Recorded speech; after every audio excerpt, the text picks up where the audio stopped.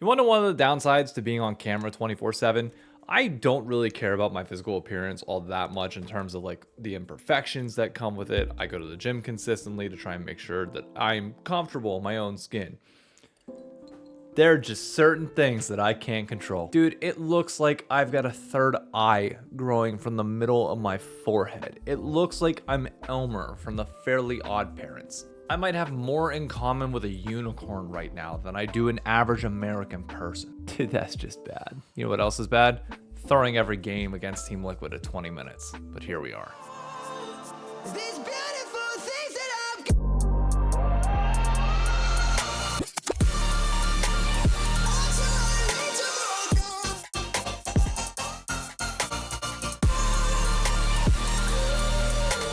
So, our inaugural weekend of the LTA Spring Split is underway, and with it, the hardest schedule of any team in the league, probably bar none. I mean, if you want to include FlyQuest up there, sure, maybe, but I think Cloud9 and TL seem to be like the unanimous 1-2, other than maybe FlyQuest, and we play FlyQuest this week, so it was like, okay, again, I'm expecting 2-0s. I'm expecting the most from us, the ability to contend with some of the top teams, and starting on with the C9 game, yeah, we kind of did that. And most importantly, we finally got to see Sniper on one of his champions that he's clearly comfortable. Well, I mean, he's comfortable on a lot of things, but like his champ, the Riven, whenever he was hovering it, I was like, okay, it would actually be kind of cool if he did pull it out. It felt like the right time for it. The question is, would he be able to do it? And the answer was, hell yeah. The only thing that I still don't have an answer on when it comes to Sniper and these picks that honestly he's like, the only thing that I don't fully have an answer on when it comes to Sniper at the moment is why he consistently goes down so much CS, even in the wins. Like it feels like he's like 20, 30 CS down. And he clawed his way back in this game, but I think he still ended the game like 50 CS down despite us having a pretty substantial lead when it was all said and done. Now, granted, he's roaming to be involved with kills. Sure, but I'm wondering if he's sacking too many waves to like get in position early, or if he's just simply missing CS in lane. That I'm not 100% certain on, which this will come up in the Team Liquid series pretty soon. But hey, a win's a win when it comes to him. And say what you will about like Sniper's CS numbers and maybe some lane mechanics, he wins games. Like he wins games more than most other top laners. It seems like I'd be curious to know if somebody could actually put that in the comments, and maybe I'll look it up after this. Sniper's win rate compared to other freshman top laners within their first year and a half or first 2 years, where he ranks all time. Because it feels like his finishes for somebody that came in fresh into the league are fairly high relative to the other NA players that you typically see like this. Now, yes, we've seen imports come in and do incredibly well, but I can't remember. Like Dokla, I don't think had like that great of a win rate starting off back in the Optic days. Faker, we know definitely not. Licorice would probably be the highest win rate of them all because he was on C9 during his starts, and they were actually really freaking good early on. So yeah, I think Licorice probably still takes it by a wide margin, actually. But I'll tell you who was my MVP of this game, as seems to be the case a lot lately. It's Quid. Look, I don't know if anybody else remembers the first split that Quid played here in North America. If you go back to that time, it was like, okay, this kid learned under Chovy for a long time, really, right behind the computer in the wires, really. But yeah, he learned under Chovy. He was this Genji prodigy kid who apparently had like the hands of a god. And the question was, would that translate to the stage? And when he was playing with Doublelift and Closer, it most definitely did not. His Azir was a champion that he fell back onto pretty consistently as his comfort, and we still weren't able to really get the Quid that we're seeing now out of him, because what we saw from Quid in that C9 game and the amount of good Azir shuffles that he had, in addition to the insane CS that he had, I think he ended the game at 10 CS per minute on Azir. Not quite Chovy level, but just underneath it. And just felt like he was impactful at every waking moment that he was on screen near a play. It's insane how good this kid is. It is just a matter of when we can finally get him his first title, which I think is like going to start becoming the narrative here soon of like, okay, Quid is so insanely good.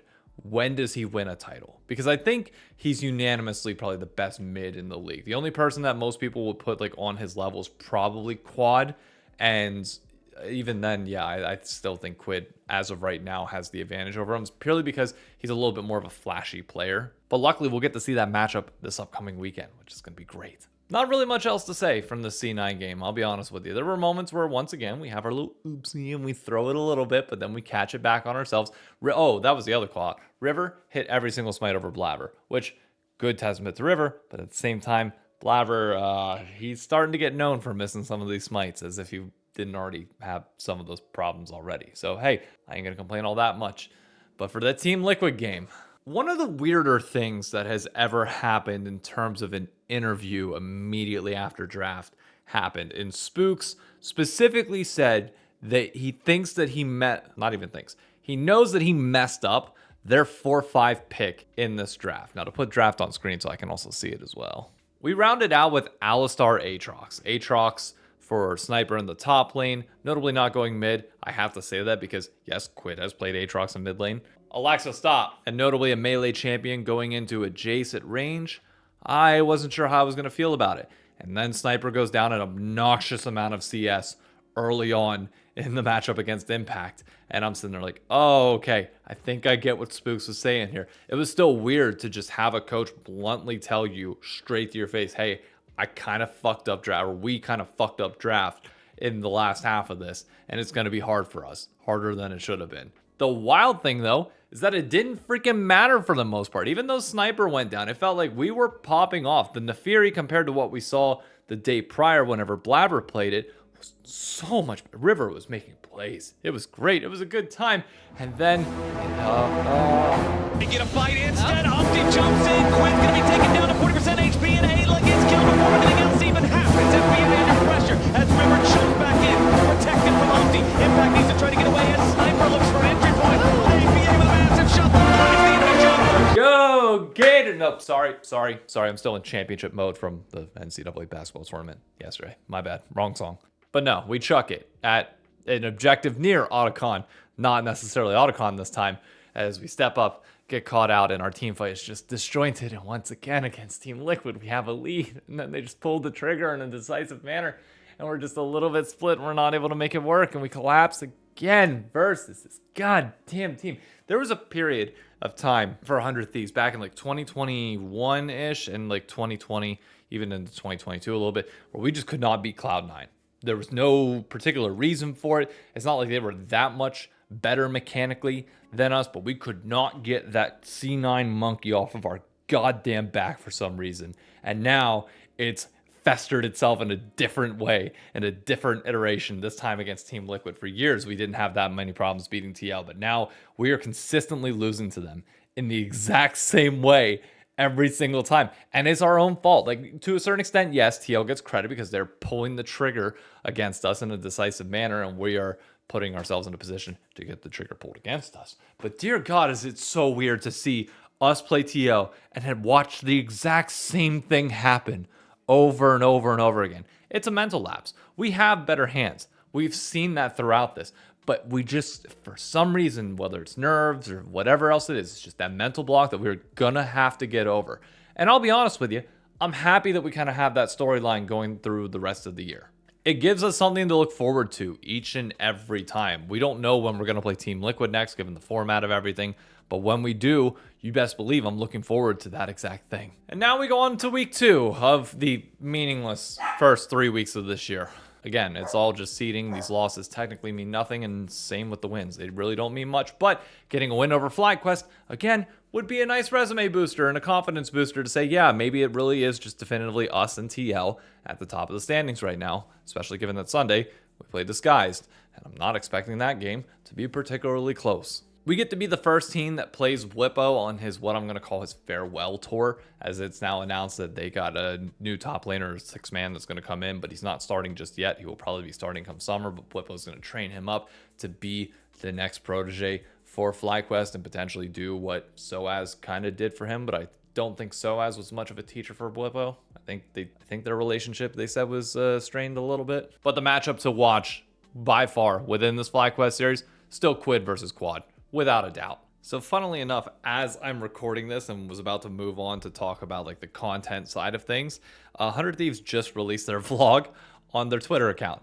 So I'm going to watch this real quick and I'll be right back. So it was interesting watching this particular vlog. Honestly, I think you could make an entire series on the 100 Thieves little channel just following Spooks around and like having him like have inner monologue talks to the camera. It's phenomenal. But it's interesting to see that Sniper still, got them nerves, which is good. You want to be nervous at least a little bit. But those up and down moments that he has in game definitely seem to be either a result of that. I don't know. But you could tell the boys thought that they had it for that TL game and they chucked it themselves. Damn. But no, so I'm glad I watched this because it answered a question that I was thinking about when I asked everybody last week is like, why have people not been watching 100 Thieves content as much? And I'll tell you, it's not because of the lack of personality. Like there's so many people out there saying like, oh, I just want somebody that I feel is relatable, that's entertaining, etc., stuff like that. I'm watching this and I see so many different personalities within this org that genuinely are some of the most entertaining people in the league, that have very down-to-earth conversations that are also bantery and funny. Like I enjoy everything about the dynamic of this team. You have great personalities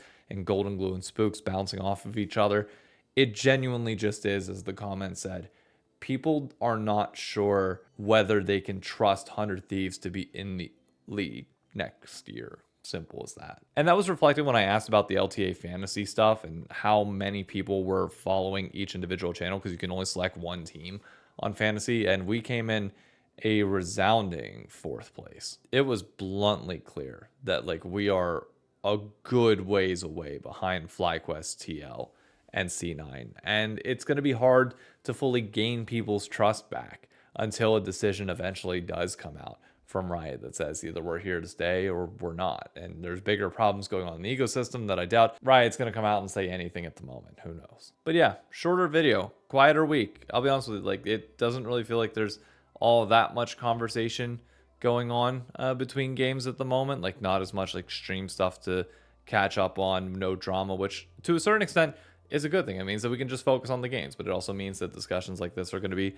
a little bit shorter than most. There's really nothing I can say and really no need to go deep diving into a best of 1 when realistically the best of 3s that are coming up are what really matters. So that's all I got for this week. I'll keep requesting as always to every 100 Thieves player on this team, please stream more if you're able to and willing to.